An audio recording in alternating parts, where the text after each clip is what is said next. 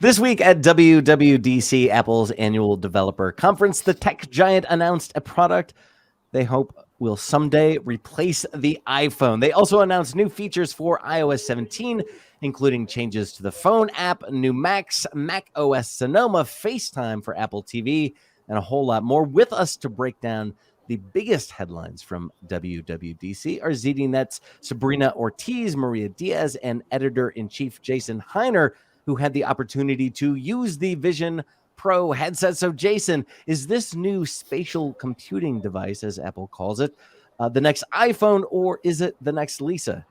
Yeah, there's a long trajectory with this product, and what we've seen this week is impressive, and I'll share my impressions of it. But it is the first step on what is a long journey for sure. And so whether it eventually replaces an iPhone is a good question. I think that's a like more of a decade from now kind of question.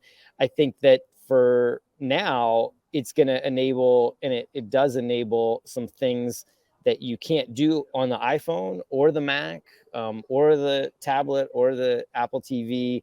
And that's likely to be its future in the years ahead, is to take some of these favorite experiences that we already have, digital experiences, and make them even better, take them to the next level in some really powerful ways. And so that's likely to be the thing that is going to be the focus of the next few years. So I'll share a couple examples. So one of the things that there were a few things, and I wrote my first article about it.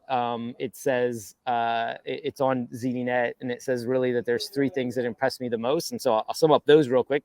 But the first one is the interface. So a lot of it is triggered by your eyes. So when you look, it comes up with this home screen, and when you look at an icon, that sort of shows a level of focus on it. And then you just, your hand is kind of in your lap, and you just pinch your thumb and your finger together, and that's like a click. And so that opens the app. So it didn't take me long before I was doing that. I was like looking at the X to close something and hitting that to tap it. I was taking and scrolling across to look at more apps, or scrolling up and down like on a web page to move things up and down. The interface is quite remarkable, and that's the biggest breakthrough. Having tried a bunch of these headsets before, they're not easy to navigate. There's like controllers you use. That's awkward and not great, and it sort of feels like you're in the middle of a video game, and it just doesn't work real well in most cases. This is much more intuitive and natural, and clearly Apple's been working on this for a long time. And there was a former engineer, a neurotechnology engineer, a researcher, and that worked on this, that posted on the day of the keynote that he worked on this, and here was some of the tech that went into it, and it's really impressive, and that is great. So just as an interface, they sort of cracked the code on something there that makes it much easier. But what's really great is the power of these displays. So most of the displays in the second thing is sort of these displays in these AR, VR headsets.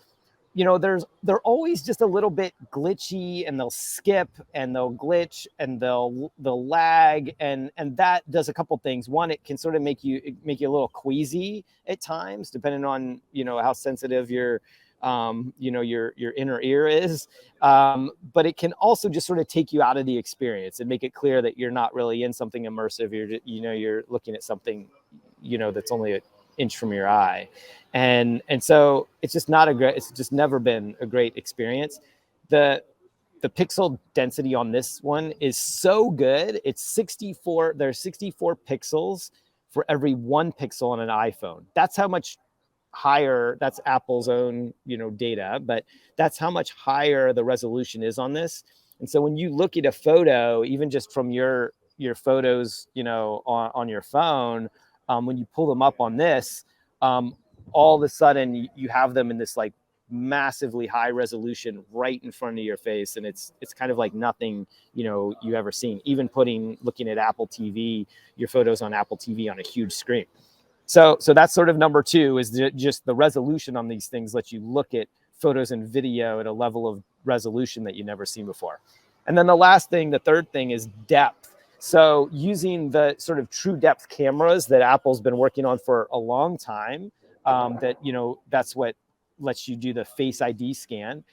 This headset can actually take images, videos, and photos of moments like, you know, a family gathering, or your kid blowing out the candles on a birthday, at a birthday party, or, you know, sharing whatever sort of a vacation or trip was. And when you capture it with the cameras on the headset, it gives you this depth map of it. So when you look back at when you look at those photos or videos that were taken with the headset using all that depth mapping, it really is like stepping into the scene in a 3D, 3-dimensional way that is not hokey the way 3D movies have been, or these other experiences that we've seen. It actually feels much more like the real experience, not in 2 dimensions, but 3 dimensions. That's the part that's the hardest to explain, and that people will truly have to see to believe. But it really does feel like the next level of what photography and videography will be, because it's a level of immersiveness that's just like nothing that we've seen before. And, you know, people will have to wait, you know, 6 months or so until it comes out in Apple stores for them to go and test it, to take my word for that, or to experience it for themselves and see that. But those are the 3 things that were kind of most impressive with going hands-on with it. So this is an immersive device that Apple wants you to kind of forget is there while you're inside or experiencing the device. But it's also a brand new form. What was the device itself like? What is it like to feel and to put on and to wear? What does the battery pack feel like? And how big is it? Yeah, thanks, Dan. Those are important questions. And compared to other headsets are pretty heavy. This is about half the weight of most of the other headsets, because of that battery pack being, you know, separate from the device. That's a compromise for now, for sure, but it does make it more comfortable to wear. It's still a little bit heavy, but it is very comfortable. They've worked a lot on the on the way that it sits on your face. There is, what's not shown in a lot of the images and videos, is there's a strap that goes across your head, like there's on many of these headsets, that kind of helps hold it in place. And that makes it comfortable but noticeable. Like, you know that it's there. I think you could wear it for longer than a lot of the headsets. A lot of the headsets are, because of the how heavy they are and bulky and a bit uncomfortable, you know, most of them are limited to about 20 or 30 minutes. You're not going to wear most of the headsets that are out there today. I think you could probably go a little longer with this one. Maybe, you know, I did a full 30 minutes, and I think I could have easily done another 30. So this might, you know, double the amount of time you could wear, you know, one of these. Also, the fact that it's got this pass through where you're seeing what's around you makes it a little more comfortable and feel like you're still in your environment and not sort of, you know, detached from your surroundings, and that helps as well. So the device itself is beautifully crafted, and as you would expect an Apple product to be. That was, I was surprised. That I mean, I knew they'd do kind of an Apple thing with it, but clearly this has been worked on for a long time, and they've really refined the design for what it is today, as heavy as it is. And it, like I said, it's still lighter than about half the weight of most of the other headsets that I've tried, the high-end comparable headsets. But for what it is, it's much more of a consumer device than I expected. Like, I think they will sell this to people who are really excited. It is $3,500. That's a lot. But when the first Mac came out in 1984, it was $2,500, which is the equivalent of $7,000 today. And they still sold a lot of them, millions. So I expect they'll easily sell 1 million of these next year. I don't know that they'll be able to manufacture much more than that. But I think for people who are really interested in where computing goes next, I think the curiosity factor for this will be really strong. And, you know, they did tie this new device that they called spatial computing to the history of computing, each step along the way. And then, kind of just like you said, Jason, projected a little bit into the future in a way that, pun intended, helped us kind of visualize and think creatively. So Sabrina and Maria, you were both watching this stream, and there's a ton more for us to talk about. But what were your first impressions? Maria, let's start with you. When Vision Pro was unveiled, what were your initial thoughts, your gut reaction? Well, after reading and hearing so many rumors, there was a little bit that we were kind of fed about the battery pack and the look of it and all that.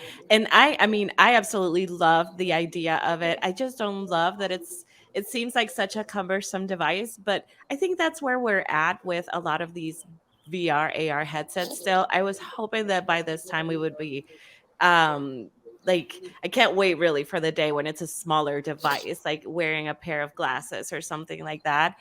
So at $3,500, that kind of it got me a little bit, especially knowing that it's something that it's bulky and large, and there's a battery pack at the hip. So honestly, I'm just waiting for the day that it's a little bit smaller, maybe no bigger than the glasses you wear at a doctor's office when you're leaving the eye doctor, for example, and hopefully cheaper by then. But I think honestly, it's my opinion that Apple hit a home run with the software and overall execution of it. I mean, the Vision OS seems very smooth and exactly what we need to do as far as VR and AR. But they struck out for me in wearability, and I think it's mostly because I was expecting just a sleeker, smaller headset. Yeah, I think a lot of people had similar expectations. Sabrina, I know you cover artificial intelligence and a ton of other software and news, and we'll get to that in just a minute. But same question for you: when Vision Pro was first unveiled, what were your initial thoughts, and what did you really want to see from the operating system, from the OS? Or Yeah, so what did you see, and what do you want to see? yeah, the biggest I guess surprise or shock value for me was seeing the avatar or the digital persona. That was a lot different than what I expected, truly because the bar has been all over the place in the past. We all remember the Zuckerberg meme of that avatar. So seeing this different take, which is quite original with the space scanning, and like you mentioned, I do have a special interest in AI, and seeing that there is AI incorporated into this headset with the digital persona as it scans your face, and then through machine learning is able to produce this persona or avatar that can mimic your hand gestures and your facial gestures in real time. That was very surprising, and I was honestly quite impressed. I don't think I've seen, again, any avatar, this take on avatars, and something that seems as close to an actual person. You could still clearly tell that it's not, but way more realistic than other things we've seen in the past. So AI is very hype right now. Did it surprise you, or did it make sense that it wasn't front and center in WWDC and more dispersed through a lot of the apps and the operating system updates? It didn't surprise me just because I think that Apple will take that approach of holding on, waiting it out. There's no doubt that they're working on something right now and something's under wraps, but I don't think they're quite at that point yet where they're going to want to make that jump and make that the focus and make that a huge announcement.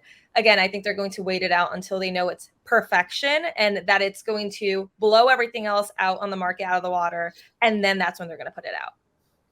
So there was a ton of other updates. Jason, let's zoom out a bit and look at iOS 17. iOS is really, the cornerstone, not to mix metaphors, but it's the cornerstone. It is the thing that makes the iPhone as innovative as it is. Although this year they kind of led the event with, there was this old joke with the iPhone when it came out that the app I want to work the best on the iPhone is the phone, and for the first time in a long time Apple really addressed this and made some big updates. What else did you see in iOS 17 that's innovative and interesting? Yeah, so most of the buzz is going to be about the headset from coming out of WWDC for sure. The thing that will have the biggest impact on the most people will be iOS 17 and these new features coming to iOS 17. And they were a lot more than we expected. Like, a lot of the expectations heading into the event was that there was going to be, you know, this new journal app and maybe a few small things, but not that much. So we were a hit with a lot of unexpected and I think welcome new features. Sabrina wrote about a lot of them. So I'd love to toss over to you, Sabrina, and have you sort of share what were some of the ones that really stood out and that we felt like are going to be game changers for a lot of iPhone users. Yeah, like you mentioned, not only did Apple with iOS 17 create those new experiences like the journal app, but what it did really well was taking things we use every single day and optimizing them and enhancing them in a way that's actually useful. One of, I think, the favorites, even as we were all watching and we were all chatting about it, was the live voicemail transcription. So now when you get a phone call, instead of being in that predicament of, do I pick up? What if it's an emergency? What if it's not? You'll be able to see the live transcription of what the voicemail is. And if it's of a serious matter, that will help so much, being able to pick up the phone call or simply being able to ignore it. Along those same lines of safety, check-in feature. I know I personally will be using this one. And basically with that feature, it will let you alert a contact or your friend via text telling them, hey, I'm leaving this location. And as soon as you get to the location that you want to get to, it will alert them, let them know that you arrived at your final destination. Again, super handy. And again, not something predictable, but something that everybody will be able to take advantage of. Some other things like the standby feature that takes your phone and basically makes it a digital display. Super creative, and again, transforms your iPhone and expands its use to something more like a display that's super popular. Amazon constantly is trying to evolve their digital displays or Echo displays, and now you could do it for your iPhone.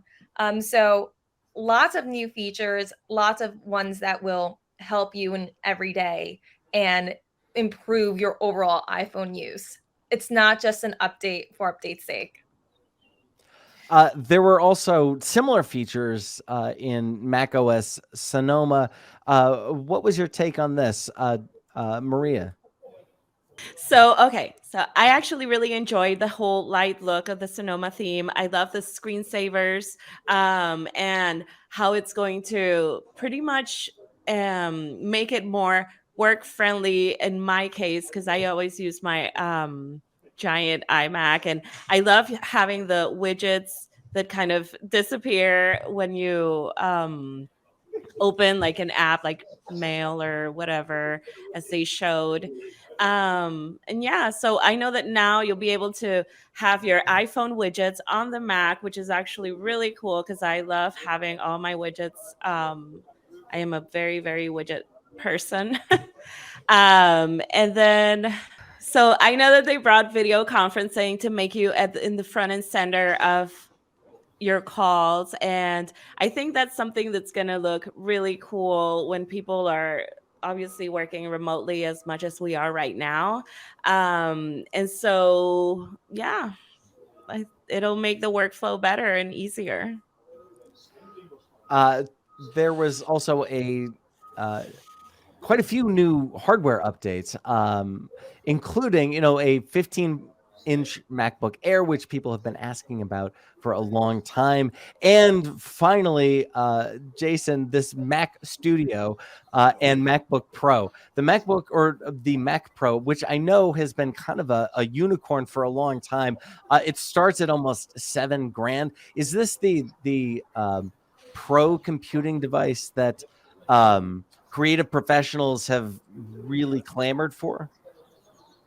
Yeah, the Mac Pro is the last of the Macs to go to Apple Silicon. So this is, it's been overdue. It was expected for a while. And the fact that it's finally arrived means that the transition to Apple Silicon is complete. And also we should say that the headset also runs on Apple Silicon as well. The M2 Ultra is the chip that powers the Mac Pro. It's the same case from 2019, so it looks just like it. It is a little bit on the inside, a little bit different. It's not meant to be that sort of massively Intel ecosystem kind of device running Mac OS, but really it's becoming much more of a Mac centric, Mac OS centric device, which you've seen with some of these other ones, because the chip is smaller. The peripherals, you can add lots of peripherals and into this, like it has 6 expansion slots, which is great. But this is a device, the Mac Pro, that really is for the highest of the high end. Music producers, effects artists, Hollywood, as well as a lot of these creative professionals that are doing some really, really high end stuff. And I'm sure it's going to be important for developers, of course, too, designing the next set of experiences for the Vision Pro as well, because it's going to need a lot of power to push through some of those 3D experiences. That's going to take a lot. And this device, it's not a coincidence that this was developed and launched at the same time as the Vision Pro, because this is a device for the people who are building those highest, most powerful experiences for the Vision Pro are going to want to use devices like this. That said, the performance on some of these other chips is remarkable, and I'm sure there's going to be plenty of sort of next sort of level down experiences built with the Mac Studio, with even the MacBook Air 15-inch. I've used the 13-inch for about 6 months and have been blown away by how powerful that thing is. And so this is really, the 15-inch is the same device largely with just a larger screen, which is great to give you more options for if you're a developer or a multimedia creator. So the fact that the Apple Silicon revolution is sort of complete now puts a lot more tools in the hands of people who are going to be making the experiences that are going to, take our favorite digital experiences that we have today on phones, tablets, Apple TV, Mac, and really, bring them into the next level with this, with the Vision Pro. But a lot of those experiences, I think we should expect to cascade down a bit to some of these other devices as well. It's not going to replace those other devices. It's just going to expand the capabilities and offer this really premium immersive experience in terms of the Vision Pro. And with the new Mac hardware, it's just more tools to be able to do it. Yeah, I think that's a great way of kind of looking at this suite of products Apple announced, that cascading down from the Mac Pro, and looking at that as a platform, a creation platform that can make a lot of stuff, obviously, but is really primed to create for Vision Pro. There were a lot of other updates at WWDC, including Watch OS widgets, a new journal app, and Apple TV updates, including FaceTime. What was your take on that, Maria?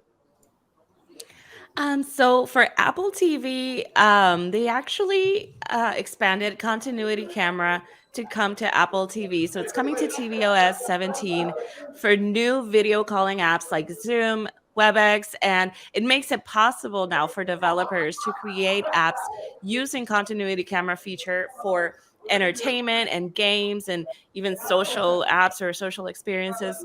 Apple announced during WWDC the new FaceTime is coming for Apple TV. So the FaceTime capability will be built into the Apple TV OS 17, and it'll enable users to make FaceTime calls either from their phone and transfer it to their TV, or make FaceTime calls right on their Apple TV directly. And so when users are using FaceTime on the Apple TV, they can also use SharePlay to watch their favorite shows during like a FaceTime call with other people. And Apple did mention that it'll maintain everybody in sync, so hopefully that works. And it'll bring a new look to family movie nights, especially with people that are far away or friends. And yeah, so it'll connect wirelessly to the Apple TV from the iPhone or your iPad and use your mobile device's microphone and camera, but the images will be displayed on the TV screen. So I'm curious about your opinions, because everybody here kind of writes about and thinks about not just these products, but these ideas, and you kind of all have anticipated the release of Vision Pro. But now that it's here, I'm curious. Let's go around the horn. I wonder, will it work? Sabrina, is this like I asked Jason, the new Lisa, or is Vision Pro really, in spatial computing, really the future of computing? And for those who don't know, Lisa was the computer before the Mac that Apple I'm probably dating myself with the reference, and but right. And you could say the Lisa was a success if it helped pave the way for the iPhone, right? That's right, and the Mac for sure. Yeah. Yeah, so my response is going to be, I personally don't see it blowing up, or I don't see it becoming super mainstream, but that's also a very biased, I guess, on my use case. I know a lot of people's concern was the price tag, but honestly, even if it was $100, I don't know if I would personally want to partake. I think I've read too many dystopian novels, watched too many Ready Player One to really partake in this trend. And also, I think from my generation, we grew up with basically all the technology, the internet boom and cell phones and all of that. And so it's become very much a part of our everyday. I don't think that we need to immerse ourselves any much more than we are now, because I think it consumes everything we do every day. Most of us have social media apps where we tell everybody where we are at every minute, and we post everything we do, and we spend most of our time scrolling on a phone, and we're super consumed with the technology around us now, that I don't think that we need anything else to immerse us more, because it's already taking over our lives. But again, that's just my personal take. So from somebody who's in Gen Z, and I don't see it blowing up anytime soon. Maria, do you want to spend more time in Sure. augmented reality or less?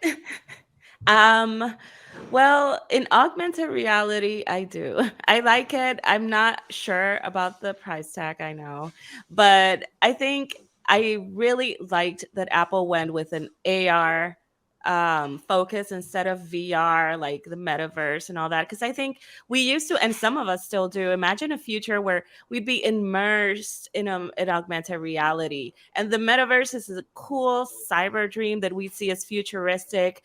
But the truth is that AR is where the future really is to me.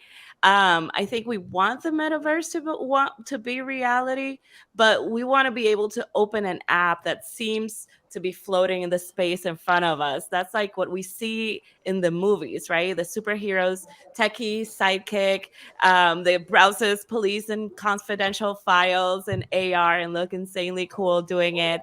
And I think we're still ways away from that, obviously, but we need to I think I like the focus of AR more, because it's something that feels more realistic to create instead of a metaverse. I'm not, unless I'm playing a game, I don't want to be an avatar and see and interact with other avatars.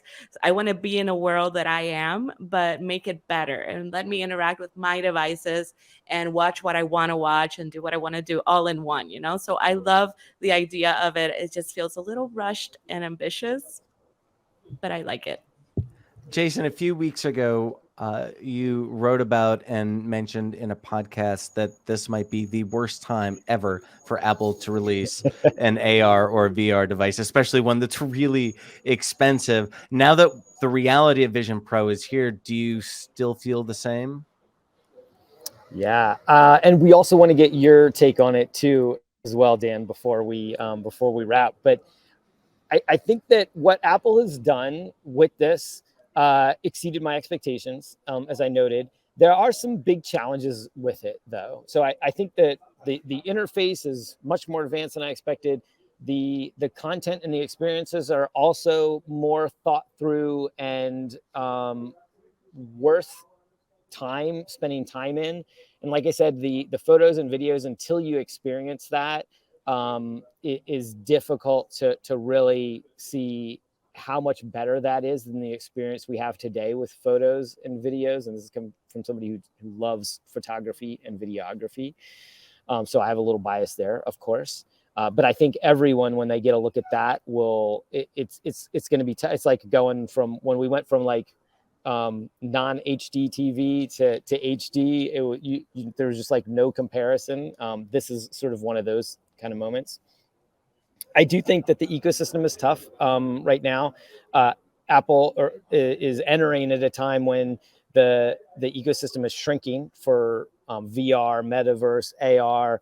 There has been a lot of disillusionment with the products that have come out, and so you could look at this and really, before this, I was saying like the timing couldn't be worse because people are so cynical about it. They've been let down by the experiences they had, but that also makes the expectations so low. My expectations are so low that when I saw it, I was like, okay, this is better than what I thought, by an order of magnitude.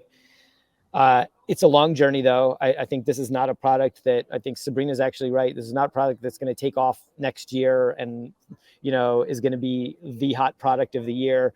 It's not even coming out till next year. So after WWDC, we're going to all sort of file this in a drawer and then go back to our regular scheduled programming, talking about AI every day, because that's the technology that is revolutionizing the world that we live in. Every single day. There's new news and new developments every single day in AI. There was AI that went into the product that Apple made, but there wasn't a lot about AI here. I do worry a little bit that Apple is behind in terms of AI, and we're going to need to hear more from them about what their journey is there. Because if they don't have a good plan and they have to pivot and put a lot of resources against this in a way that they weren't expecting, that will have an impact on the future of Apple. That said, 6 months ago, we got ChatGPT. This week we got Apple Vision Pro.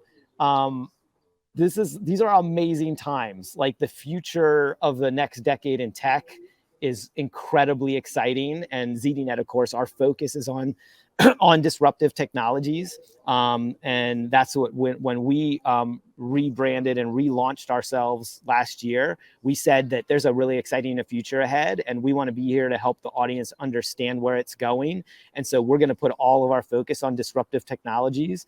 And then it just so happened that, in the next sort of 6 to 9 months, 2 of the most disruptive technologies we've ever seen have arrived on the scene. So it's a great time to be somebody who cares about these things. And I think they will both have massive impacts on humanity. And we're going to explore it together, as a team on ZDNet and with our audience. And couldn't be more excited about how we're going to help the world, create some really powerful dialogues around this new wave in AR, as well as this powerful wave in AI that we've been really focused on over the past 6 months.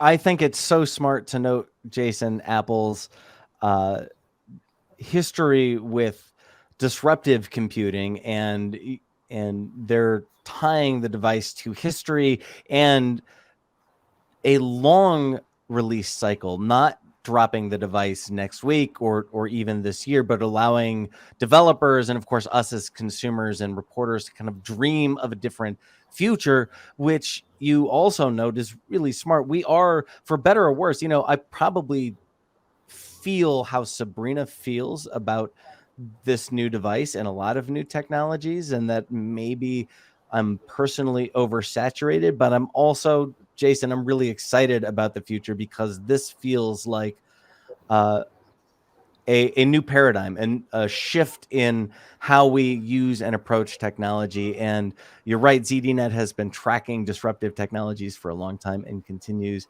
to do so. We'll learn a lot more about the Vision Pro in the coming weeks. I'm Dan Patterson with ZDNet's Sabrina Ortiz, Maria Diaz, and Jason Heiner. For more news and analysis from from WWDC 2023, including Jason's review of the Vision Pro, features coming in iOS 17 and Mac OS Sonoma, and info about the new Macs. Visit ZDNET.com.